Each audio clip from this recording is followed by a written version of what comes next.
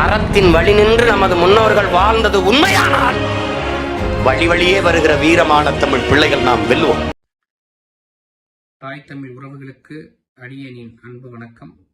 நமது ஆருயிர் இளவல் தமிழ் தேசியத்தின் வழி நின்று தலைவர் பிரபாகரனின் வழி நின்று தமிழ் அன்னையின் வழி நின்று அறத்தின் வழி என்கிற ஊடகத்தை தொடங்கியுள்ளார். அதற்கு நாம் வலு சேர்க்க வேண்டும்.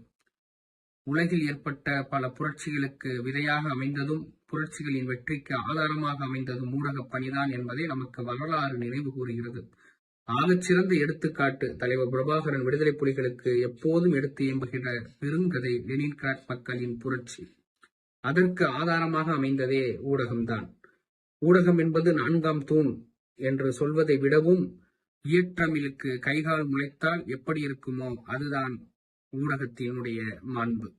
ஆகையால் ஆருயிர் இளவல் தொடங்கியுள்ள அறத்தின் வழி என்கின்ற ஊடகத்திற்கு நீங்கள் பெரும் ஆதரவு தர வேண்டும்.